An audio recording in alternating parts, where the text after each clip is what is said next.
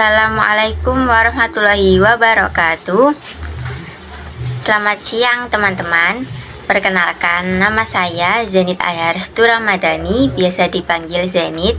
Saya dari Prodi Pendidikan IPA kelas 2024D dengan NIM 086. Di sini saya akan menjelaskan analisis praktek agama di lingkungan sekitar.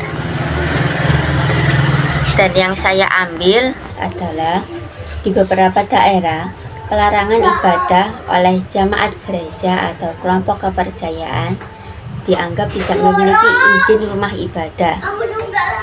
Kepercayaan ini dianggap tidak memiliki izin rumah ibadah karena faktanya banyak rumah ibadah minoritas kesulitan mendapatkan izin mendirikan tempat ibadah, sehingga terjadi tekanan sosial hingga intimidasi antar warga. Ya Allah, parah anak itu. Bisa engsa lama-lama itu. Lalu untuk studi kasus selanjutnya, salam lintas agama. Fenomena viral ucapan salam lintas agama oleh tokoh publik. Lalu untuk selanjutnya, salam lintas agama. Lalu untuk studi kasus selanjutnya yaitu salam lintas agama. Fenomena viral yang diucapkan salam lintas agama oleh tokoh publik seperti Walid membuat perdebatan muncul di media sosial. MUI menyatakan hal itu tidak sesuai syariat agama. Namun sebagian masyarakat menilai hal tersebut sebagai bentuk toleransi dan penghormatan terhadap keberagaman.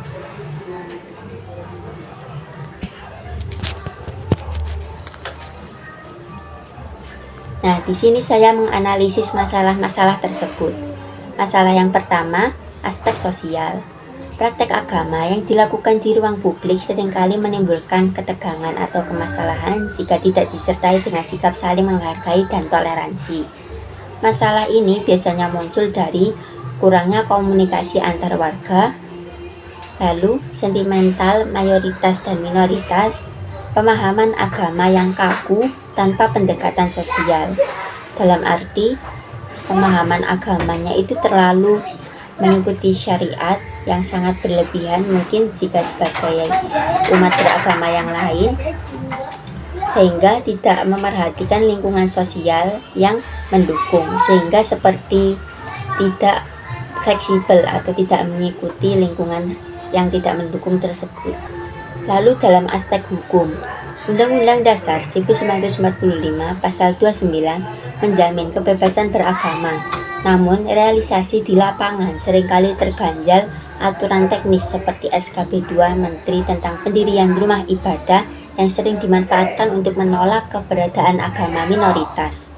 Lalu aspek yang ketiga, aspek keagamaan. Setiap agama memiliki ajaran untuk hidup damai dan berdampingan. Namun praktik yang berlebihan, simbolik atau memaksa bisa dianggap menyinggung kelompok lain jika tidak ada kesadaran kontekstual.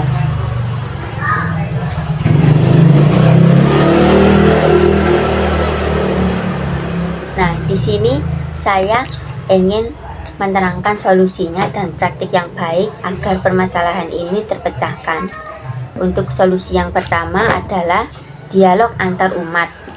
Beberapa komunitas sudah berhasil membangun kerukunan melalui musyawarah, dialog lintas agama, dan kegiatan sosial bersama. Untuk solusi yang pertama yaitu dialog antar umat. Beberapa komunitas sudah berhasil membangun kerukunan lewat musyawarah, berdialog lintas agama, dan kegiatan sosial bersama. Lalu solusi yang kedua, regulasi berbasis keadilan. Perlu adanya penguatan kebijakan dari pemerintah untuk menjamin kebebasan beragama tanpa diskriminasi, serta pengawasan terhadap ujaran kebencian berbasis agama. Lalu yang ketiga, pendidikan toleransi sejak dini. Sekolah dan keluarga memegang peran penting dalam menanamkan nilai toleransi dan penghargaan terhadap perbedaan. Kesimpulannya adalah praktik agama adalah hak asasi, namun hidup berdampingan dalam masyarakat memerlukan kesadaran kolektif. Harmoni tidak lahir dari keberagaman. Kesimpulannya, praktek agama adalah hak asasi, namun hidup berdampingan dalam masyarakat memerlukan kesadaran kolektif. Harmoni tidak lahir dari keberagaman, melainkan dari penghormatan atas perbedaan. Maka, praktik keagamaan di ruang publik harus dilakukan dengan bijak, penuh adab, dan menghargai ruang sosial. Sekian dari penjelasan video materi saya. Mohon maaf apabila ada suara yang bising atau keramaian atau sejenisnya. Saya mohon maaf. Terima kasih. Wassalamualaikum warahmatullahi wabarakatuh.